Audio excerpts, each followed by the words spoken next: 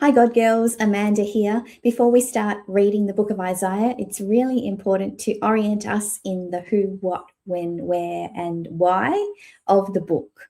So I'm going to go through a few little background facts for you. But first of all, I have a few fun things about the book of Isaiah. So let's go. I have three. First one is, did you know that Isaiah contains some really well-known Bible verses that you probably are already familiar with, such as from chapter 7, the virgin will conceive and give birth to a son and will call him Emmanuel. From chapter 9, for unto us a child is born, and unto us a son is given, and his name shall be called Wonderful Counselor, Mighty God, Everlasting Father, Prince of Peace. From chapter 40, those who wait upon the Lord will renew their strength. They will soar on wings like eagles. They will run and not grow weary. They will walk and not faint. From Isaiah 43, forget the former things. Don't dwell on the past. See, I am doing a new thing. How about Isaiah 53? He was wounded for our transgressions. He was crushed for our iniquities. The punishment that brought us peace was upon him, and by his stripes we are healed. Very to come. Isaiah 61, the Spirit of the Lord God is upon me, because the Lord has anointed me to preach the good news, to free the brokenhearted, to proclaim liberty to the captives, and to open prison doors. There are so many references from Isaiah that we are familiar with, because also other people spoke them later. And that is my point number 2, my fun fact. Some people say that Isaiah was definitely Jesus' favorite book of the Bible, as well as Paul's, Peter's, and John's in the New Testament. And this is because Isaiah's words are referenced, get ready, 427 times in the New Testament. Amazing. Jesus and Paul quote from Isaiah more than any other Old Testament book. In fact, words from Isaiah are mentioned in 23 out of the 27 New Testament books. Wow, amazing. And that brings me to my third fun fact.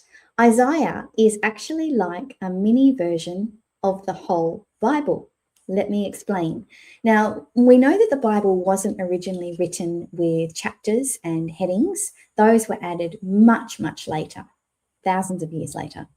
The Bible has 66 books. We know this. Isaiah has 66 chapters. But let's go one step further. This is quite incredible. Isaiah is divided into 2 distinct sections. We have chapters 1 to 39, the first 39 chapters, which mostly proclaim the warnings of life without God and are really addressing Old Testament kind of living. And then the remaining chapters, chapters 40 to chapter 66, that's 27 books in all, 27 chapters in all, pointing to the hope of the Messiah.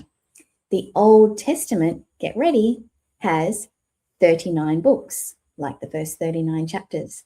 And the New Testament is filled with the hope of Jesus and has 27 books.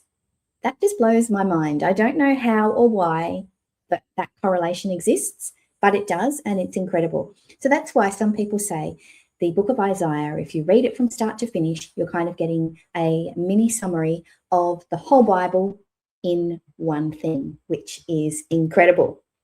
Now, let's just jump into a little bit of background. So the book of Isaiah was written by Isaiah, and he lived in Jerusalem about 700 years before Jesus, so quite some time ago. He was a prophet, and Isaiah is one of the prophetical books.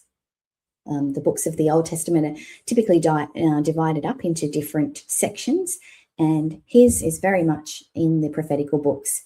So I just wanted to touch on a couple of points about what prophets were, what the role of a prophet was in the Old Testament in particular. There's a lot of books of the Bible towards the end of the Old Testament that are all prophetical books, and there's the major prophets, which is Isaiah, Jeremiah, etc., the big books. And then there are the minor prophets. Not that they're any less important, but the books are much smaller, and you can have a look at that. So Prophets were God's messengers, and their whole function really was to listen to God and speak his words out to the people. They would call people back to faithfulness when they drifted from God's ways, and they also warned leaders and nations about the consequences of being unjust, of doing idol worship, idolatry, and of disobedience. And this is seen not just in prophets. The prophets in the Bible didn't just give warnings to the kings of Israel and Judah, of God's people. They also had words for other nations beyond them as well. Very interesting. As well as giving all of these words and dire warnings, they certainly also encouraged the people of God, reminding them of God's promises and faithfulness. And we see both of those functions happening in the book of Isaiah. Now, Isaiah lived at a time when God's people were divided into two kingdoms. I'm just going to pop a map up here to have a look. There we go. Okay, two kingdoms. So when Israel is really struggling, the whole nation of Israel is really struggling to remain faithful to God. And he spoke over at least 20 years. So we have here, he lived in the kingdom of Judah down the bottom, the smaller part, and that's where Jerusalem was the capital city. And then we have the kingdom of Israel at the top. And he spoke to both the kingdom of Judah where he lived and its king and its leaders. And also he did sometimes prophesy to Israel as well. So that's a little bit of a help there with the map. What else did I want to share with you as well? So Israel was the larger one in the north, but the capital Jerusalem in Judah is in the south. You can read about this period of Isaiah's prophecies to these kings in these kingdoms in the section in the second half of 2 Kings and also in 2 Chronicles as well. So you'll find Isaiah referenced in there, speaking about the words he speaks and the actions that he takes and what those kings actually do. So he definitely does warn about coming judgment, and he's calling them back to trust God.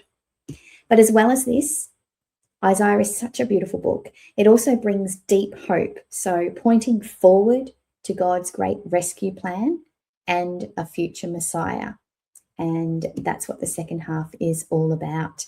So I hope this little overview has been helpful, God Girls. It's time for us to actually dive into reading the book of Isaiah. So join us for chapter 1. Can't wait to walk this word with you. It's going to be amazing.